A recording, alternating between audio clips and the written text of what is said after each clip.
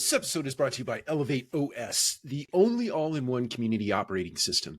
Elevate OS transforms property management, combining resident engagement, reservations, rent payments, maintenance, and concierge services into a single super app. It also uniquely integrates access control, intercoms, package lockers, and thermostats, eliminating app fatigue and redefining modern apartment living. Visit elevateos.com/MMN for a free demo and see how they can help you level up your operations. Welcome to another episode of the Multifamily Collective. We are a little dressed down today. Let's call it Casual Friday, but I wanted to take a quick minute and I wanted to endorse first and foremost a book called 1,000 Brains, A New Theory of Intelligence. So back in, let's say it was probably early 2000s, plus minus. Can't remember precisely. Anyway, I read a book called On Intelligence that was written by this gentleman, Jeff Hawkins. And at the time he was, early innings of brain research and neocortex research and all of the various areas of the brain and kind of trying to piece together how the brain actually worked. You might know Jeff as if you had a Treo phone. That was the one it had a tactile keyboard.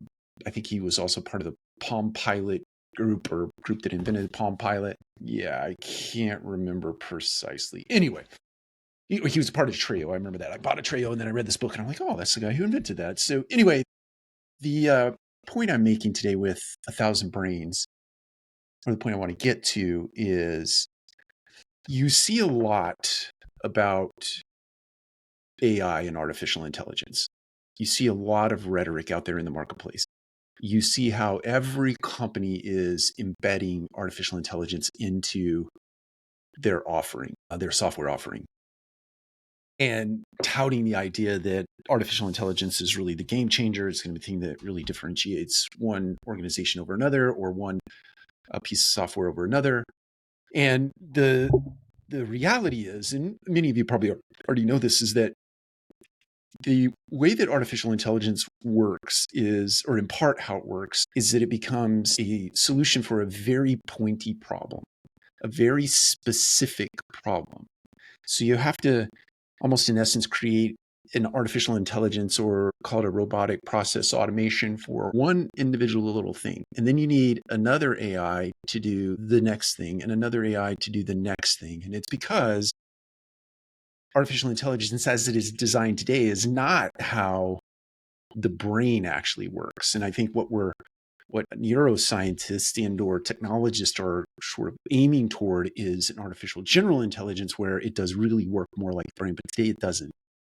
Artificial intelligence is really a pointy solution for a pointy problem or a pointy piece of a workflow that you want to automate.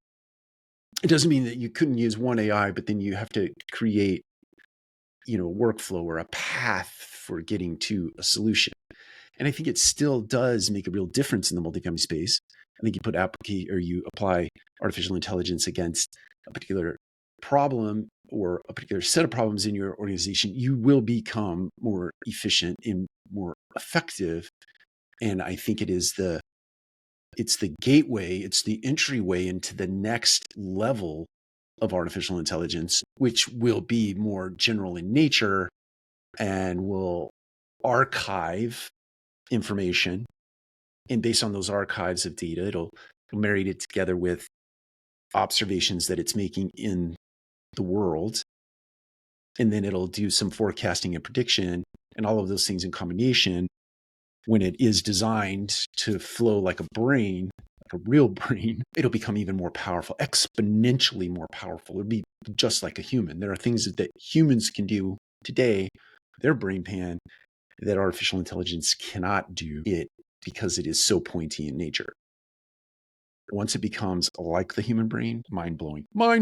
Anyway, I'd really encourage you to go out and read this, go out and grab this book and read it. If you want to skip the first several parts, which are really about introducing a theory, the theory of the 1,000 brains. If you wanted to skip ahead to, let's say, chapter 8. Chapter 8 is where it really gets, Yeah, part 2, chapter 8. That's where it really gets started, where I'd really encourage you to read as it relates to the things that you're seeing in the marketplace today. All right. I'll do a book review. I'm almost done with the book. I'm, probably about 50 pages. We'll have it done. We'll do a review and you can read that. Take care. We'll talk to you again soon.